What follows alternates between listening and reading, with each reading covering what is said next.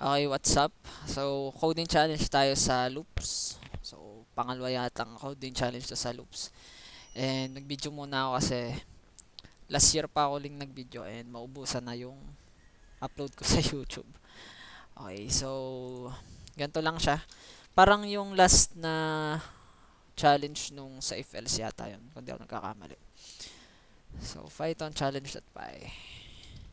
Bale, ang gagawin mo lang dyan ay merong defined na list dito. And kukunin mo yung largest number and smallest number. Okay. So kahit magdagdag ka diyan kuwari 200. So ito na yung largest niya, 'di ba? So pag niran mo yan dapat 200 siya. Tapos smallest number, nagana siya dapat sa negative. So negative 40 dapat ma-update yan. Yan. So sa Python merong built-in na function para maghanap ng maximum tsaka minimum na number sa list, pero dapat hindi nyo yung gagamitin. Ang gagamitin nyo dapat ay yung for loop. Okay, maglo-loop kayo dito. Parang madalas din to sa mga activity. So, maglo-loop kayo dito. Hahanapin nyo yung pinakamalaki. Okay. So, medyo tricky din to sa una. So, ang ang tip dito, ay yung hint dito ay magde-declare ka ng initial na largest tsaka smallest. So, yun. So, gawin na agad natin siya. Last pa to. So, try natin to. And, sa una mong gagawin ay, ang pinaka-algo kasi dito ay, kailangan mong may something ka na ipagkukumpirahan. Ano? So, isipin nyo kung paano malalaman mo yung largest tsaka smallest. Ano? So, ang pinaka-unang gagawin natin ay define natin yung largest as yung pinakaunang element dito. Same din sa smallest, siya yung pinakamaliit. Okay. So, ang mangyayari dito, i-for loop mo yung or maglo-loop ka sa elements dito sa list na to. And so, for itong pinaka malaki itong first element, so 135 and then 135 ang smallest. So maglo-loop siya, and then kung mas malaki to dito sa largest na to or mas maliit, papalitan mo yung largest sa smallest. So kung wari ito, so tapos na tayo dito. Sa pangalawa, hindi siya mas malaki dito sa una, kaya hindi mo siya papalitan. Pero ito, mas maliit siya dito sa una, so magiging 25 to. Yan, parang ganan. And then 64, so hindi rin siya mas malaki dito at hindi rin siya mas maliit dito. So 15 naman, hindi siya mas malaki dito and hindi din pero mas maliit siya dito, so mapapalitan to. Ganan. And then negative 10, hindi siya mas malaki dito, mas maliit siya dito. Negative 10, 78, hindi siya mas malaki at this din mas maliit dito. 100, wala din magbabago. Sa 200, mas malaki siya dito, sa nakastore dito sa variable na to.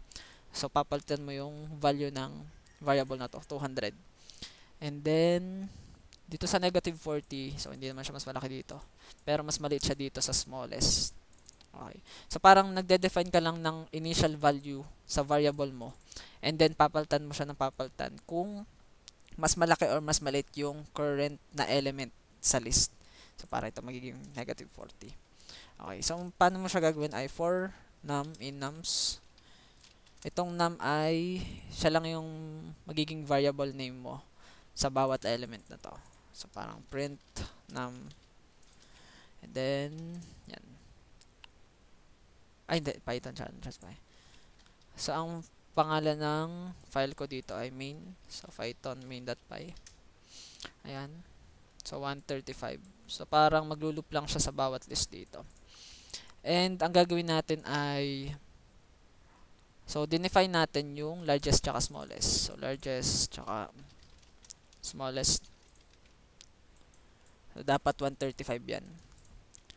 Pangit yung i-define mo siya as 0. Parang hindi.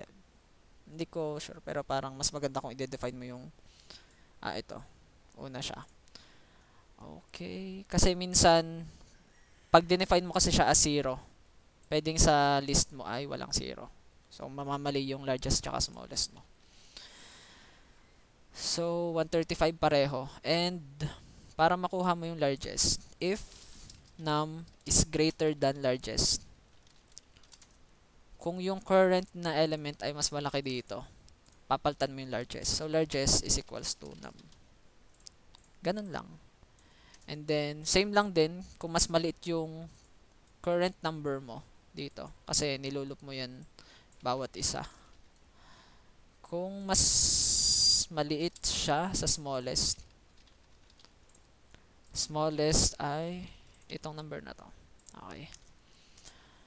So, pag natapos mo yung loop na yon, meron ka ng bagong value para sa largest tsaka smallest. Okay. So, print. So, largest, for example.